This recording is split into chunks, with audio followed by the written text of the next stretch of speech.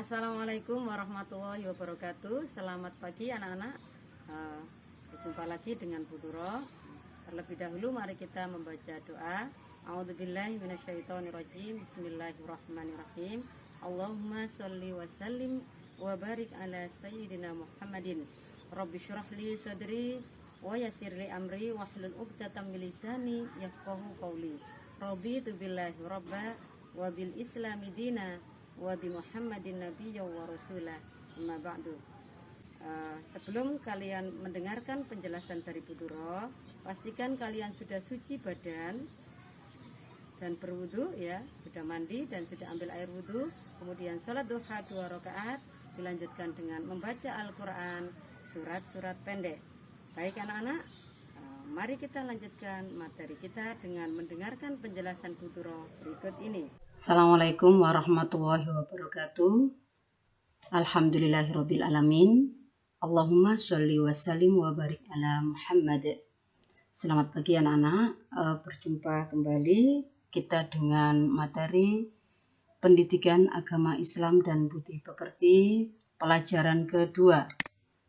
Anak-anak, pada materi kali ini kita akan belajar cinta Allah Subhanahu wa taala dengan mengenal nama dan kitabnya.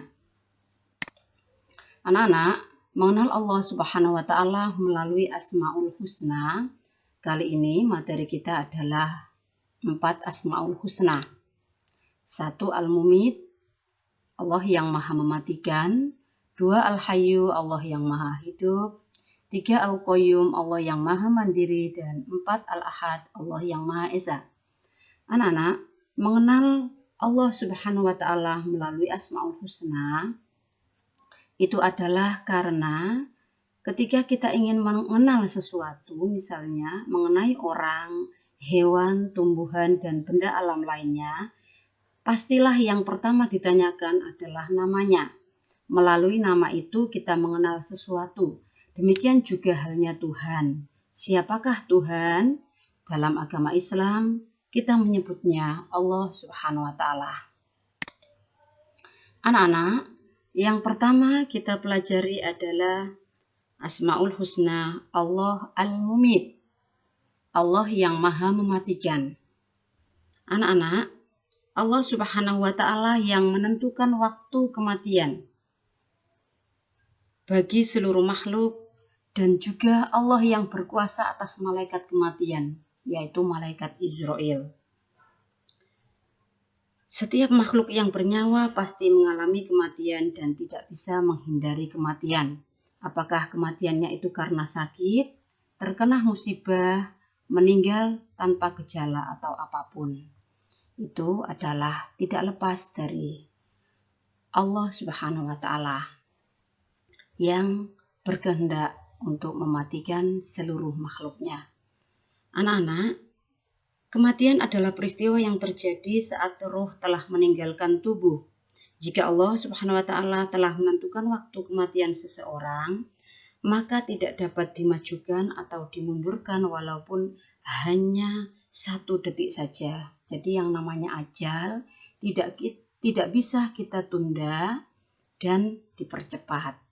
Nah, ketika kita mengalami atau melihat kejadian kematian ataupun musibah ataupun orang sakit, maka ucapan yang dituntunkan dalam Islam adalah dengan mengucapkan kalimat istirja.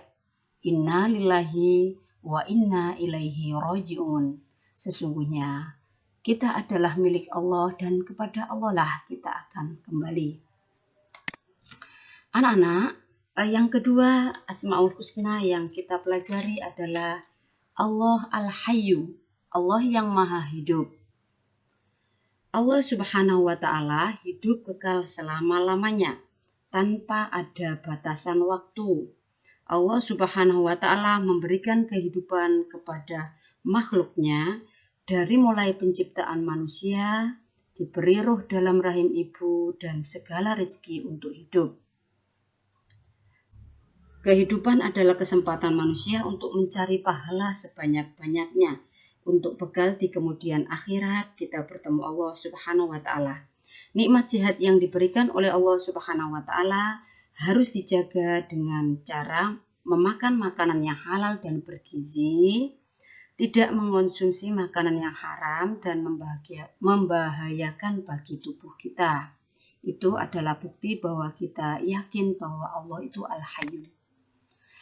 Anak-anak, yang ketiga, Asmaul Husna yang kita pelajari adalah Al-Qayyum, Allah yang maha mandiri. Al-Qayyum artinya Allah yang maha berdiri sendiri atau maha mandiri. Mengandung arti Allah Subhanahu wa Ta'ala itu berdiri sendiri untuk selamanya. Allah tidak bergantung kepada makhluknya, justru sebaliknya kita sebagai makhluk yang bergantung kepada Allah Subhanahu wa Ta'ala. Anak-anak, Allah Subhanahu wa Ta'ala memberikan kepada setiap manusia pikiran dan kemampuan agar tidak saling bergantung satu dengan yang lainnya. Maksudnya, jika suatu pekerjaan dapat dilakukan sendiri, kita tidak perlu merepotkan orang lain. Anak-anak, jika kita sampai kepada sebuah masalah, maka di dalam Islam kita dituntunkan untuk membaca dzikir Ya Hayyu Ya Qayyum birahmatika astaghitsu. Ya Hayyu Ya Qayyum, wahai Allah, Zat yang maha hidup dan maha mandiri. Birahmatika astaghitsu, terhadap rahmatmu lah aku memohon pertolongan. Itu sering-sering kita baca untuk berzikir, maka pasti Allah akan memberikan jalan keluar dari kesedihan yang sudah kita rasakan. Anak-anak, Asmaul Husna yang keempat adalah Allah Al-Ahad, Allah yang Maha Esa. Allah Subhanahu wa Ta'ala adalah Zat yang tunggal, tidak tersusun dari bagian-bagian seperti manusia. Ya, jadi manusia diciptakan oleh Allah Subhanahu wa Ta'ala tersusun dari organ-organ tubuh yang saling melengkapi. Jika salah satu organ tubuh manusia rusak atau sakit, maka manusia menjadi lemah dan tidak berdaya. Tetapi Allah Subhanahu wa Ta'ala mustahil memiliki cacat atau kekurangan seperti manusia tadi, kelemahan seperti manusia tadi. Allah Subhanahu wa Ta'ala juga tidak memiliki sekutu dalam mengatur seluruh alam semesta ini, tidak mempunyai orang tua dan tidak pula mempunyai anak. Seandainya ada yang berkuasa lagi, maksudnya seandainya ada Tuhan yang berkuasa selain Allah Subhanahu wa Ta'ala yang memiliki keagungan yang sama, maka akan ada perebutan kekuasaan dalam mengatur alam semesta ini. Padahal alam semesta ini adalah sejatinya hanya diurus oleh Zat yang Maha Esa, yakni Allah Subhanahu wa Ta'ala. Anakku yang tercinta, selanjutnya aku ingin terpuji di hadapan Allah Subhanahu wa Ta'ala. Maka supaya kita terpuji di hadapan Allah Subhanahu wa Ta'ala, maka kita harus bersikap dan berperilaku mengamalkan Al-Asmaul Husna dengan 3 cara. 1. Mengikuti perintah Allah dan Rasul-Nya. 2. Menjauhi yang dilarang oleh Allah dan Rasul-Nya, serta membiasakan berdoa dengan menyebut Asmaul Husna. Mengamalkan Al-Asmaul Husna Al-Mumit, yaitu dengan mengikuti perintah Allah dan Rasul-Nya. Caranya bagaimana? Yaitu dengan cara rajin sholat, rajin membaca Al-Quran, rajin belajar, patuh dan hormat kepada orang tua dan guru, dan seterusnya. Anak-anak, jika kita mengamalkan Al-Asmaul Husna Al-Mumit, Allah yang maha mematikan, maka pikiran yang tertanam dalam diri kita itu adalah bagaimana caranya kita selalu mengikuti perintah Allah dan Rasul-Nya. Kita akan berbuat baik dan berbuat lagi baik sepanjang waktu, karena kita akan mengingat bahwa kita juga akan mati. Sebagaimana orang yang di dalam keranda ini dibopong oleh orang banyak, kemudian diantarkan ke alam kubur.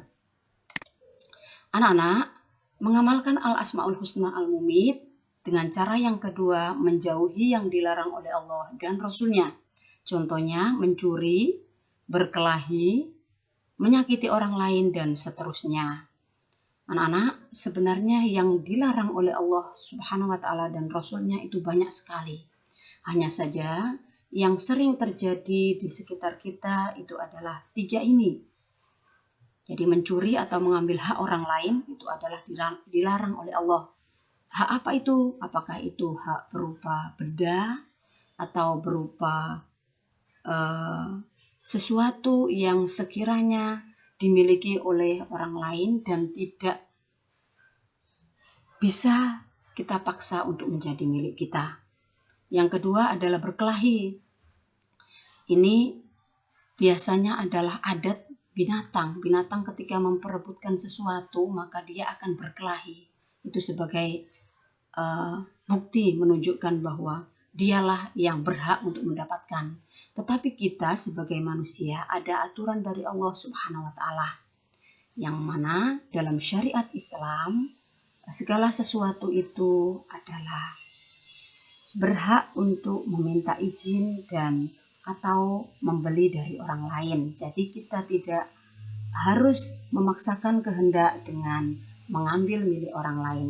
Selanjutnya yang paling sering ada di sekitar kita adalah menyakiti orang lain. Apakah menyakiti secara fisik ataupun secara mental, itu adalah sering kita jumpai di kehidupan sehari-hari. Anak-anak mengamalkan al-asma'ul husna al-hayyu. Jadi Allah Subhanahu wa Ta'ala itu adalah memberi hidup atau nyawa dan rezeki. Maka manusia bertugas memelihara kehidupan dan mencari rezeki tadi. Manusia harus juga memelihara diri sendiri dan manusia membantu juga kelangsungan hidup orang lain. Anak-anak, jika kita benar-benar yakin dan percaya bahwa Allah itu Al-Hayyu, Zat yang maha hidup dan menghidupkan, maka kita akan senantiasa mengerjakan hal-hal ini. Jadi kita akan memelihara kehidupan ini, apakah sesama makhluk Allah, dan juga kita akan berusaha mencari rezeki yang halal dari Allah. Kita juga berusaha memelihara diri sendiri dengan menjaga kesehatan kita, kesehatan rumah kita, lingkungan kita, serta kita membantu kelangsungan hidup orang lain. Ketika ada orang yang membutuhkan sandang, papan, dan pangan, kita bersedia untuk mengulurkan tangan dan membantu mereka. Anak-anak, sikap dan perilaku yang menunjukkan bahwa kita mengamalkan al-asma'ul husna al-qayyum adalah misalkan kita menyapu sendiri, mencuci pakaian kita sendiri, bangun tidur sendiri tanpa dibangunkan, belajar sendiri tanpa disuruh. Kemudian kita makan sendiri, kita mandi sendiri, dan kita sholat fardu tepat waktu. Anak-anak, adapun cara kita mengamalkan al-asma'ul husna al-ahad, itu adalah contohnya dengan kita senantiasa mendekatkan diri kepada Allah melalui sholat dan sabar.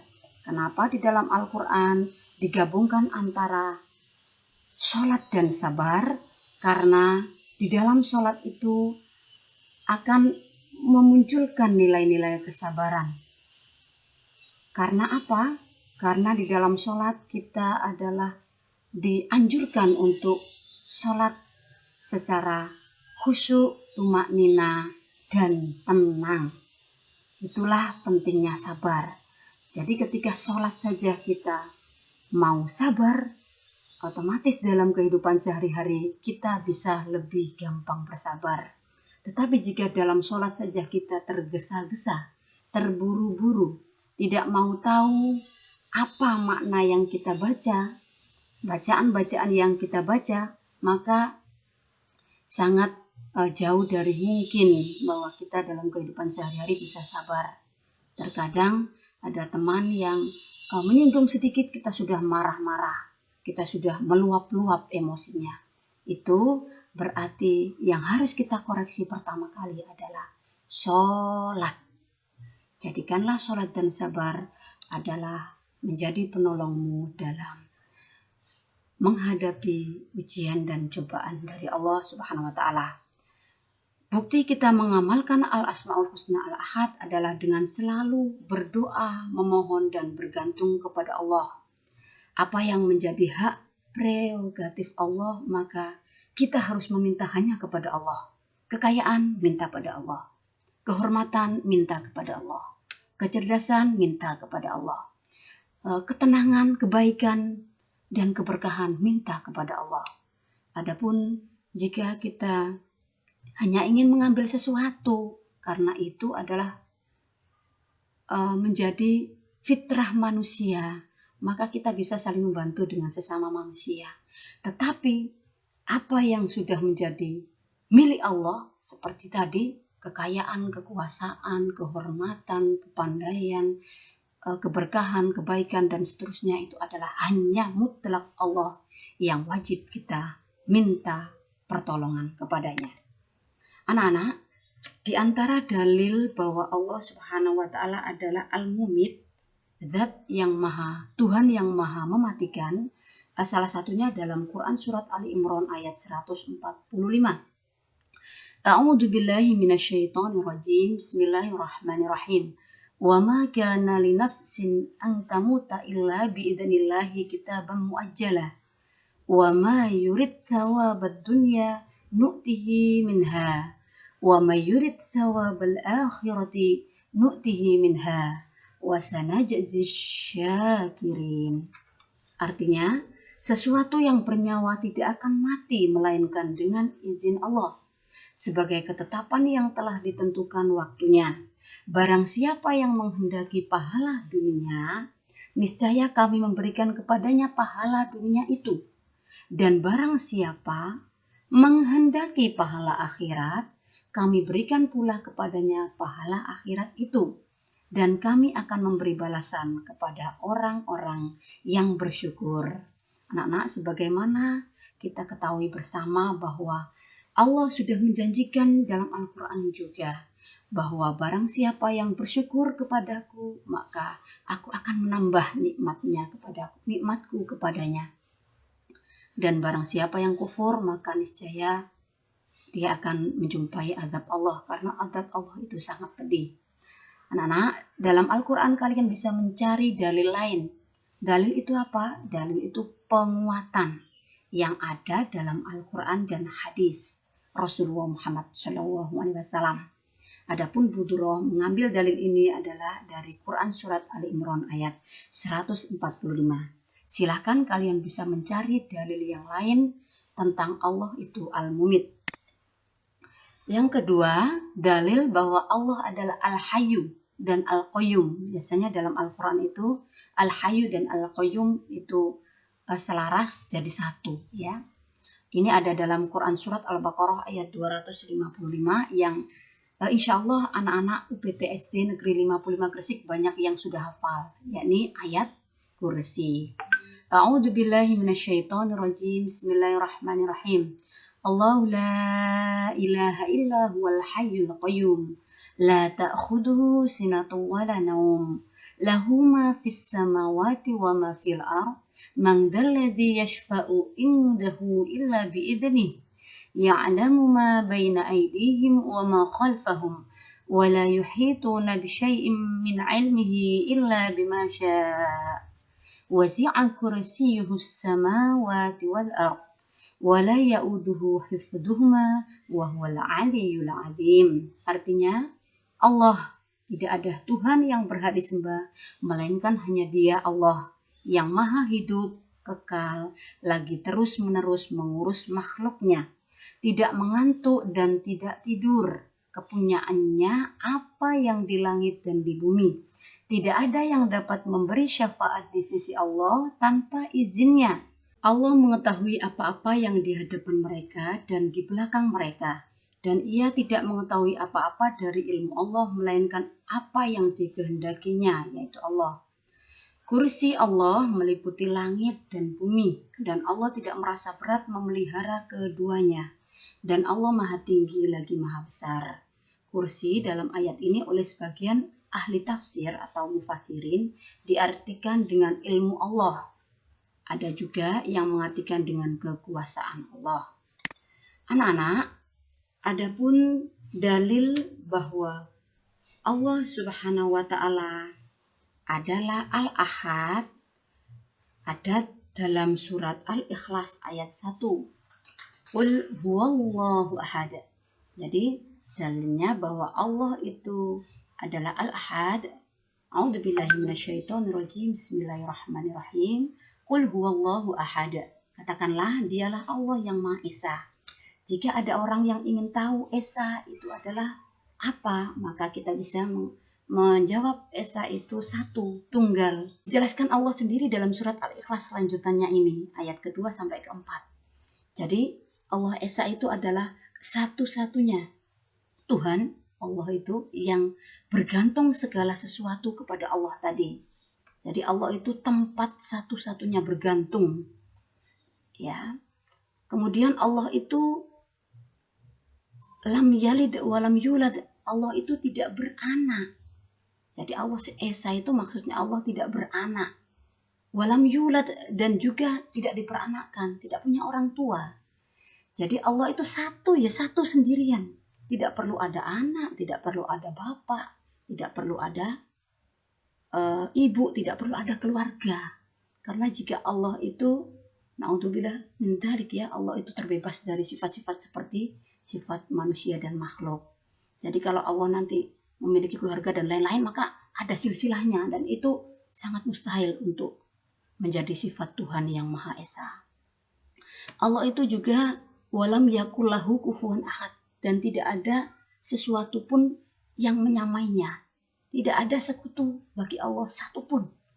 Satupun yang sama dengan Allah itu tidak ada. Itu penjelasan tentang Allah yang Maha Esa dalam firman Allah, kitab suci Al-Quran, Quran surat Al-Ikhlas ayat 1 sampai 4. Anak-anak, itu tadi 4 Asmaul Husna, yang mana kalian bisa mencari tahu nama Allah yang baik itu jumlahnya 99, ditambah dengan Allah sendiri, lafaz Allah, maka jumlahnya 100. Ya, jadi ini penting untuk kita pelajari, penting untuk kita hafalkan, dan penting untuk kita teladani dalam perilaku kita sehari-hari. Demikianlah anak-anak yang bisa disampaikan oleh Bu Duro pada pelajaran kali ini tentang mengenal nama Allah Subhanahu wa Ta'ala. Insya Allah kita berjumpa lagi dalam materi berikutnya, yakni cinta Allah Subhanahu wa Ta'ala dengan mengenal kitab-kitabnya. Terima kasih dari Bu Duro. Salam sehat, salam semangat, salam ikhlas beribadah. Wabillahi taufiq wal hidayah, tsumma ridho wal inayah.